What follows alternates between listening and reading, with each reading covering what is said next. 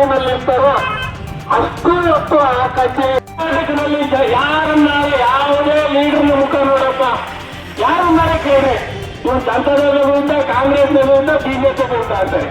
ಮೂರೂ ಪಕ್ಷದಾಗಿದ್ದಂಥವ್ರು ಎಲ್ಲ ಪಕ್ಷ ಇದ್ದಾರೆ ಅಂದ್ರೆ ಮೂರೂ ಪಕ್ಷದಲ್ಲಿರ್ತಕ್ಕಂಥ ಕೆಟ್ಟ ಅಸಹ್ಯದ ಹೊಂದಾಣಿಕೆ ರಾಜಕಾರಣ.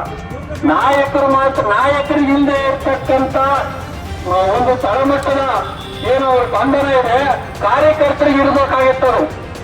ನಿಜವಾಗಿ ಇವತ್ತು ತಳಮಟ್ಟದಲ್ಲಿ ಒಡನಾಡ್ತಾ ಇರ್ತಕ್ಕಂಥವ್ರು ಹಿಂಸೆ, ಮಾನಸಿಕ ನೋವನ್ನು ಅನುಭವಿಸ್ತಾ ಇರ್ತಕ್ಕಂಥವ್ರು ಜೆಸಿಬಿ ಪಕ್ಷಗಳ ಕಾರ್ಯಕರ್ತರು ಅಷ್ಟೇ, ನಾಯಕರಲ್ಲ.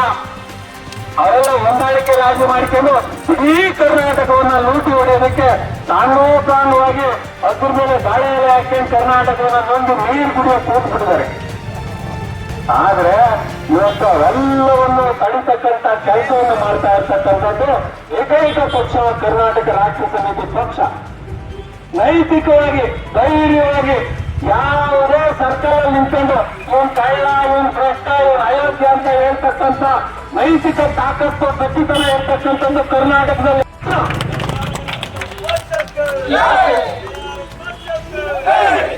ಯಾಕೆ ಅಂದ್ರೆ ಮನುಷ್ಯ ನೈತಿಕವಾಗಿ ಗಟ್ಟಿಯಾಗಿದ್ದಾಗ ಮಾತ್ರ ಆ ವ್ಯವಸ್ಥೆನಲ್ಲಿರ್ತಕ್ಕಂಥ ಭ್ರಷ್ಟಾಚಾರ, ಅನ್ಯಾಯ, ಕಾಂಗ್ರೆಸ್, ಬಿಜೆಪಿ ಮೂರೂ ಪಕ್ಷದ ಹೇಳ್ತಾರ ನೋಡಿನ.